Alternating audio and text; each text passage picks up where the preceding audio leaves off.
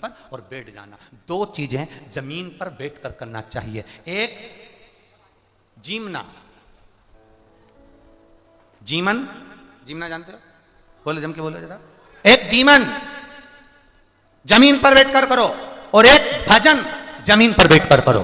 दो चीजें जमीन पर बैठकर करो। एक जीवन, भोजन करने बैठो तो जमीन पर बैठकर करना, और भजन करने बैठो तो जमीन पर बैठकर करना। आसन लगाओ, जमीन पर बैठो और भजन करिए। आसन लगाओ, जमीन पर बैठो और भोजन करिए। दो चीजें जमीन पर बैठकर करना। क्या होगा उससे, क्या फल मिलेगा उससे, कर कर देखिएगा।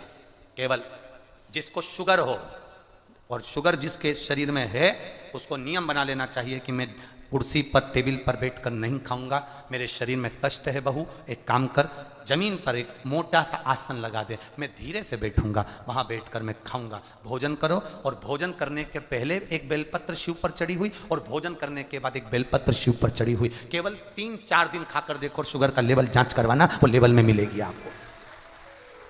भोजन जमीन पर बैठकर करा जाए, भजन जमीन पर बैठकर करा जाए। जमीन का तत्व हमारे शरीर में होगा तो हमारे जीवन के रोगों को समाप्त करेगा। आजकल भोजन भजन बैठकर करना प्रारंभ कर दो। जब तुम बैठकर करोगे, थोड़ा सा तुम्हें भले लगेगा कि गुरुजी मेरे को तो डॉक्टर ने कुर्सी पर बैठने का बोला है, मेरे शरीर में कष्ट है, मेरे शरीर में रोग है। देखो, अगर तुम अंदर से बलवान हो ना, अंदर से अगर बलवान हो ना, तो बड़े से बड़े रोग को हराने की सामर्थ्यता तुम्हारे अंदर है। और अगर तुम अंदर से बलवान नहीं हो तो रोग तुम्हें घेरता चले जाएगा। अंदर से बलवान हो गया ना, शरीर में कष्ट आ गया, तकलीफ आ गई शरीर के अंदर, रोग आ गया शरीर के अंदर, कष्ट आ गया, कोई बड़ी बीमारी भी दिख रही है कि शरीर के अंदर आ गई, थोड़ा दिन दुर्वा को लाइए। क्या लाओगे, जम के बोलो जरा। दुर्वा, दुर्वा देखिए सब लोगों ने, धूप, दुर्वा। दुर्वा के नीचे का जो भाग होता है, जब आप दुर्वा तोड़ेंगे तो ऊपर हरा हरापन रहेगा, नीचे थोड़ा थोड़ा हल्का हल्का सा पीलापन रहेगा, सफेदपन रहेगा, रहता है उसमें। दुर्वा को तोड़ते हैं तो जब दुर्वा आप लेकर जाएं, देवादिदेव महादेव की अशोक सुंदरी वाली जो जगह है, उस अशोक सुंदरी वाली जगह पर 7 दुर्वा का बल आप अशोक सुंदरी वाली जगह पर किसी भी सोमवार को समर्पित करें, और उस दुर्वा को उठा कर लिया। 7 दुर्वा 7 दिन तक उसको गीले कपड़े के अंदर अच्छी दबा के रख लें, और 7 दिन एक दुर्वा प्रतिदिन खाली पेट उसको खाना चबा चबा कर प्रारंभ करिए। और शरीर में अगर कमर में भी दर्द है, घुटने में भी दर्द है, और पीठ में कंधे के पास अगर दर्द है, 7 दिन खाकर देखना, धीरे धीरे धीरे धीरे वो दर्द अपने आप समाप्त होना चालू हो जाएगा।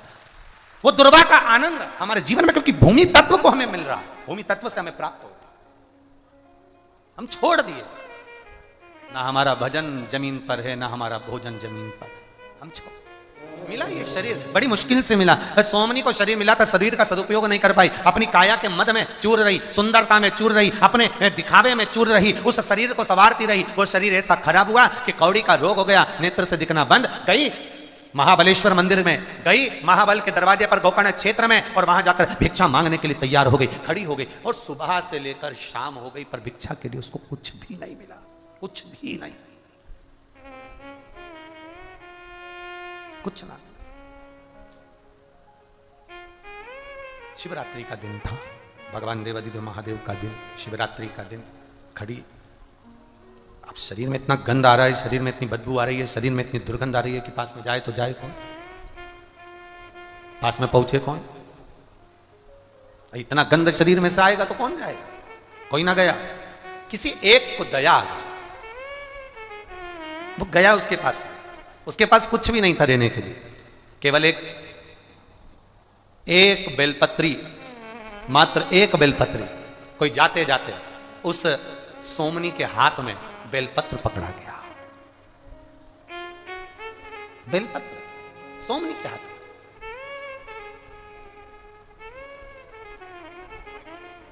पूर्व जन्म में जिसने 1000 गौ माता का दान करा होता है, 1000 गौ माता का दान किया होता है, बेलपत्री का वृक्ष उसके घर में लगा हुआ होता है। अपने जीवन काल में जिसने 1000 गौ माता का दान दिया होता है, 1000 गौ माता का पूर्व में दान किया होता है, तब हमारे घर में एक बेलपत्री का वृक्ष लगा होता है, और घर में लगे बेलपत्री के वृक्ष को जो काटता है, समझ लेना उसने हजारों गौ हत्या एक साथ कर दी हो, इतना पाप उसके मस्तक पर चढ़ जाता है। एक बेलपत्र का वृक्ष हमारे जीवन की सार्थकता दे देता।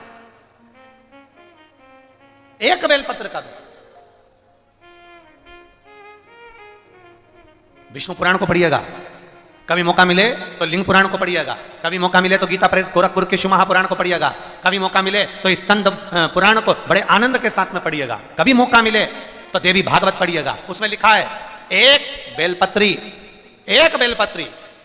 अगर कोई देवादिदेव महादेव को समर्पित कर देता है, या एक बेलपत्री कोई दुखी है और उसको भी अगर वो दान में एक बेलपत्र दे देता है, तो शिव महापुराण की कथा कहती है आधा किलो सोने के सिंहासन पर शालिग्राम भगवान को सोने से श्रृंगार कर कर दान करने का जो पुण्य मिलता है, वो एक बेलपत्र दान करने से प्राप्त हो जाता है। मात्र एक बेलपत्र।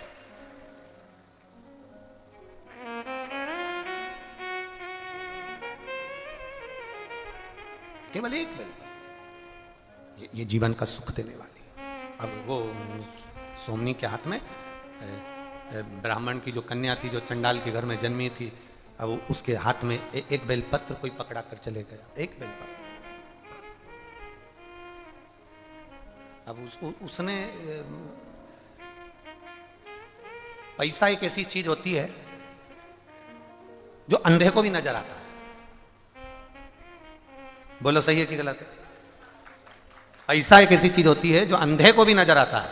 आप पैसा और एक पड़ा हुआ कागज का टुकड़ा, एक जैसी कटिंग करना कागज के टुकड़े की, बिल्कुल पैसे जैसी, और किसी अंधे व्यक्ति को वो कागज का टुकड़ा पकड़ा देना, तो वो कह देगा मेरे को बेवकूफ समझता है, तो मुझे कागज का टुकड़ा दे रहा है, तो मुझे बेवकूफ समझता है।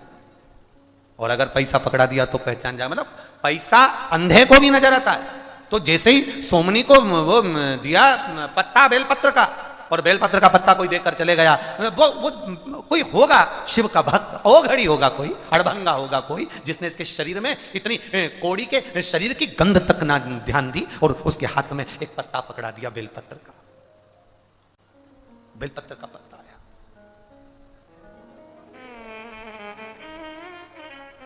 सोमनी मन में सोची, कोई पैसे देकर गया होगा, कोई धन देकर गया होगा, कुछ खाने का देकर गया होगा, कोई कपड़ा देकर गया होगा, कोई वस्त्र देकर गया होगा। सोमनी ने विचार करा, जरा देखो। सोमनी ने जो उसको हाथ में लिया तो वो पत्ता जो था, उसको नहीं मालूम कि ये बेलपत्र का है कि काय का, उसने तो बस पत्ते का स्पर्श करा। बताओ, मेरे को बेवकूफ बनाकर चले गया, कुछ भी ना दिया, ना खाने का दिया, ना ओढ़ने का दिया, ना पहनने का दिया, पत्ते को उठाकर फेंक दिया। वो बेलपत्र का पत्ता फेंका उस सोमनी, और बेलपत्र का पत्ता फेंक कर सोमनी लड़खड़ाती, ठोकरे खाती, अपने घर की ओर जाने लगी।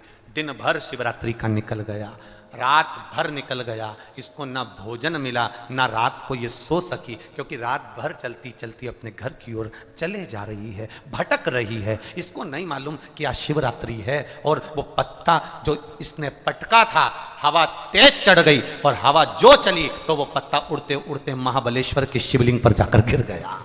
शिवलिंग पत्ता शिवलिंग पर, महाबलेश्वर के शिवलिंग पर, महाबल पर गिरा।